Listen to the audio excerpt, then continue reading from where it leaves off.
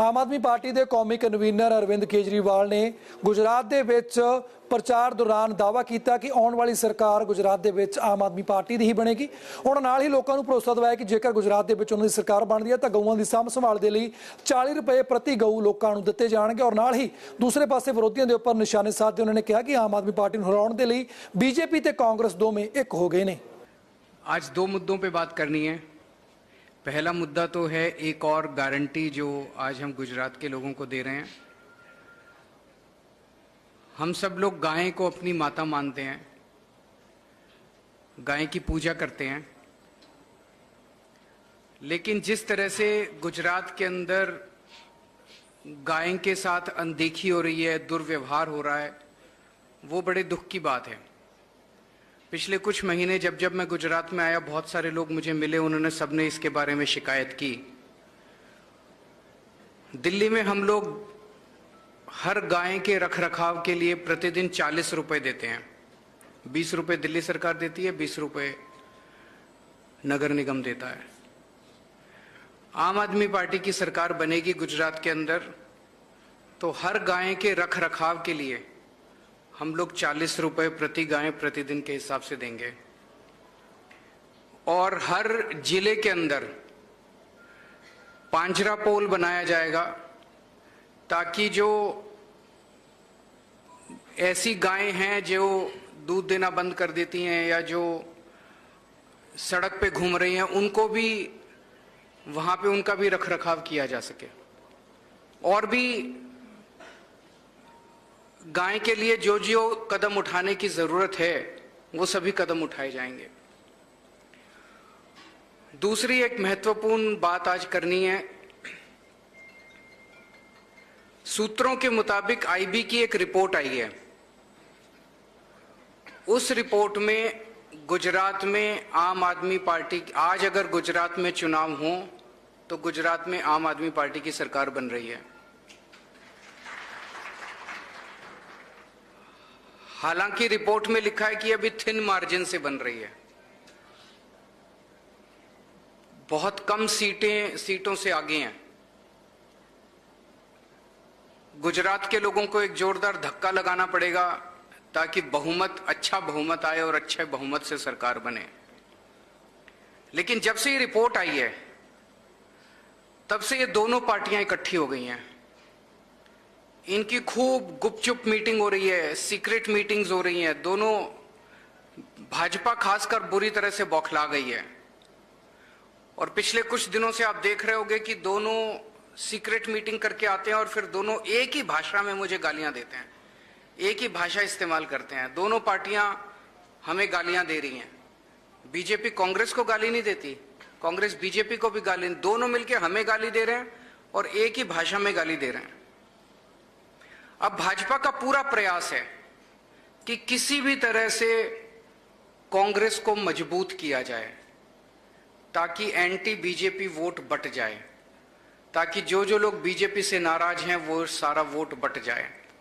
और कांग्रेस को यह जिम्मेदारी दी गई है कि आम आदमी पार्टी का जितना वोट ले सकते हो ले लो। मुझे पता चला कि कांग्रेस के कुछ नेता बीजेपी में जाना चाहते थे, उनकी बीजेपी से मीटिंग भी हुई, लेकिन बीजेपी उन्होंने कहा कि अभी मत आओ, अभी आओगे कांग्रेस से छोड़ के आओगे तो कांग्रेस और कमजोर हो जाएगी। अभी कांग्रेस में रहो, आपका ख्याल रखेंगे, अभी कांग्रेस में रहो, कांग्रेस को हम और कमजोर नहीं करना चाहते। मैं गुजरात के लोगों को कहना चाहता हूं कि बच के रहिए, सावधान रहिए। कांग्रेस की 10 से ज्यादा सीट नहीं आ रही इन चुनाव के अंदर।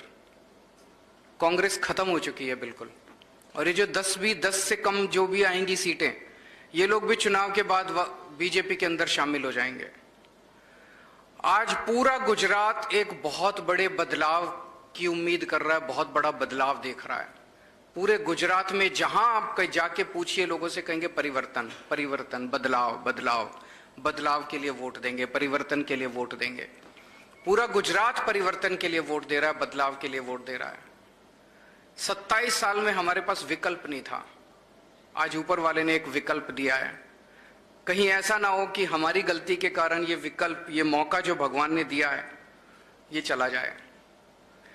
कांग्रेस को वोट देके बीजेपी को जिता मत देना। कांग्रेस को वोट देना बेकार है। कांग्रेस को वोट देना गुजरात के हित में नहीं है।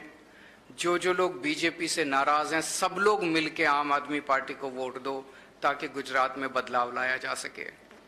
जैसे मैंने कहा कि आईबी की रिपोर्ट में मार्जिन बड़ा थिन है, इसलिए गुजरात के लोगों से मेरी अपील है कि एक जोरदार धक्का और लगाने की जरूरत है। एक जोरदार धक्का लग गया तो पंजाब और दिल्ली दोनों के रिकॉर्ड टूट जाएंगे। इतने वेला हो चले एक छोटे ਜਿਹੇ ब्रेक ਦਾ।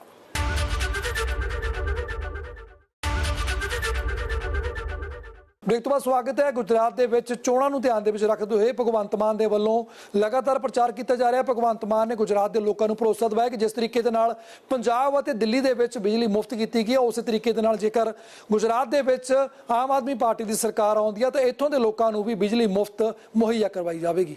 पंजाब में हमारी सरकार में एक गाय रक्षा कमीशन है। देखिए, हम गाय को गौशाला में रखने के लिए बहुत से टैक्स लेते हैं लोगों से। पेट्रोल में और डीजल में काउ सेस है और बहुत सी एक्साइज में काउ सेस है। तो वो काउ सेस का पैसा पहले सिर्फ करप्शन के लिए इस्तेमाल होता था। जो गौशाला है उसमें वो गाय जो दूध देना बंद कर देती है उनको छोड़ देते थे सड़कों पर, और सड़कों पर हादसे हर रोज होते हैं। कभी किसी गाड़ी के सामने गाय आ गई, गाय भी जान से गई और पूरा परिवार कई बार जान से हाथ धोता है। और वो गाय जो हैं अगर शहर में है तो प्लास्टिक खाती हैं और बीमारियां उनको लगती हैं। बहुत ही तड़प तड़प के मौत उनकी सड़क पर होती है। और खेतों में भी जब ये 100 सवा सौ का जो झुंड है जाता है तो फसलें खराब होती हैं। तो हमने गाय रक्षा कमीशन जो है उसको मजबूत कर दिया। उसको पूरे पंजाब के जो गौशाला हैं, गवर्नमेंट एडेड हैं, उनको बता दिया कि आपको अगर जमीन चाहिए हम और जमीन दे देंगे, शेड चाहिए हम और शेड दे देंगे। और चारा, पंजाब के लोग क्योंकि बहुत दान करने में बहुत विश्वास रखते हैं, जैसे लंगर लगाते हैं, चारा बहुत ज्यादा चारा आ जाता है पुण्य के रूप में कि जी हम दसबंद बोलते हैं, हमारे 10वां हिस्सा अपनी कमाई में से भी 10वां हिस्सा, फसल में से भी 10वां हिस्सा वो निकालते हैं। तो गाय रक्षा कमीशन जो है उसको हम बहुत मजबूत कर रहे हैं और सभी गौशालाओं को बोल दिया कि आपने ऐसा नहीं करना है कि किसी गाय को आप इसलिए छोड़ दो कि आपका चारा नहीं है, या आपके पास उसको रखने की जगह नहीं है। बाकी जो समस्याएं पंजाब की हैं वही समस्याएं, मैं कल जूनागढ़ गया था, कल मैं कच्छ में भी गया था, वहां तो बहुत पंजाबी भी मिले थे। पूरे देश की समस्याएं आपस में मिलती जुलती हैं। हमारे यहाँ भी खेती की दिक्कत है, हमारे यहाँ भी जय जवान और जय किसान का नारा लगता है, यहाँ भी लगता है। हमारे यहाँ भी पानी जो है सिंचाई के लिए खेतों तक पहुँचता नहीं है, कहीं टेल जो एंड पड़ते हैं, टेल एंड पर, यहाँ भी पानी की समस्या है कि सिंचाई के लिए पानी नहीं मिलता। हमारे यहाँ भी करप्शन है, यहाँ भी करप्शन है। हमारे यहाँ भी सरकारी स्कूल का इन्होंने बेड़ा गर्क किया, यहाँ भी यही हाल है। हमारे यहाँ भी हॉस्पिटल का वही हाल है जहाँ गुजरात में है। और कल मैं कुछ सड़कों पर गया, जूनागढ़ में भी गया, कच्छ में भी गया, गांधीधाम में। मतलब मैंने सड़क में गड्ढे बहुत देखे थे, लेकिन गड्ढों में सड़क पहली बार देखी है। मतलब इतना बुरा हाल है रोड्स का। तो ये सब कुछ ठीक हो सकता है, कोई खजाने में कमी नहीं होती। 2.5 लाख करोड़ से ज्यादा बजट है स्टेट का। जब दिल्ली में अरविंद केजरीवाल जी ने मुख्यमंत्री के तौर पे ओथ ली थी तो 28,000 करोड़ बजट था, महज 28,000 करोड़। अगले साल मनीष सिसोदिया जी ने, जो वित्त मंत्री थे, उनसे व्यापारियों से बात की, तब बैट होता था, बैट 12.5%, अब जीएसटी आ गई, वैट को 7.5% कम कर दिया, 5% वैट रह गया।